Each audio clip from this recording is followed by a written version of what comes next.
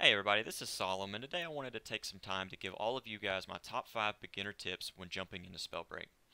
Now, do keep in mind that the game is still in pre-alpha and any of the in-game specific stuff I talk about is subject to change at any point, but for the most part, these tips should generally remain the same and help you guys become the best players you can be.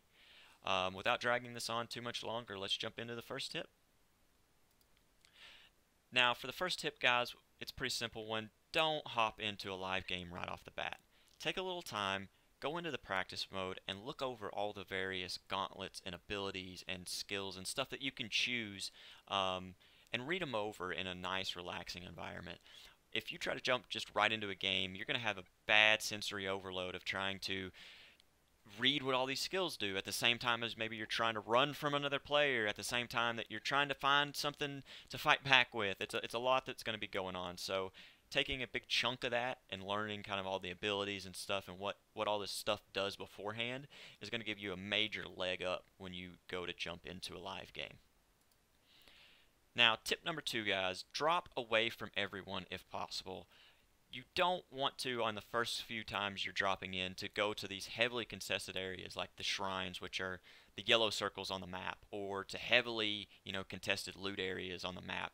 Drop out of the way, and this will give you maybe a little less loot, but it'll give you a lot more time to get a feel for the game, to get a feel for the movement, and how the pacing works, and how far you can jump, and how fast you move, and all these different little intricacies to the game that you may not really think about in your head all the time, but are super, super important.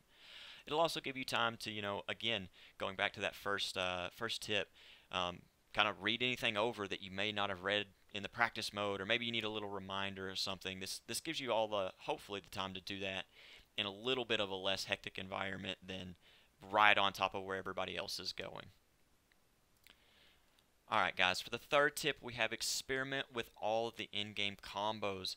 There are tons of them, dozens and dozens of these interactions within the game that you're going to have to learn, and it's really what separates a good player from a great player. I'm still under NDA, so I can't talk about them all, but one of them that they have showcased is the Dragon Fire, which when you throw poison into fire, it creates this kind of green explosion thing that is obviously a different effect, right? So you can use all these different combos to your advantage, and mastering these combos really is going to take you from an average player to a good player. It's super important to know these, learn these, and master these. The fourth tip, guys, is to please drink your shield potions. Now, you guys from Fortnite are probably very familiar with this already, but anyone coming from PUBG or maybe some other kind of battle royale setting may not be as familiar. If you are not using these shield potions, if you're not utilizing them, you are literally putting yourself at half health for the remainder of the match. Think about trying to play a fighting game or a game of League of Legends or any other competitive game against a player with full health when you have to start with half every time. It's going to be super difficult for you to win. So same concept here, guys. Drink your shield potions, get those to max, and then you can fight everybody on a fair, even playing field. Tip 5, guys, is all about mobility. In Spellbreak, mobility is everything. I think of it very much like Fortnite building. It's what separates a bad, good, and great player. If you have a player that doesn't build in Fortnite, they're probably not going to do very well. And likewise, if you have a player that's not moving correctly or very much at all, standing still a lot, you're going to have a bad time in Spellbreak. It is essential that you learn the various movement abilities and the various ways that you can kind of position yourself both vertically and horizontally on the map. As you can see in the videos that a lot of the fighting takes place in the air.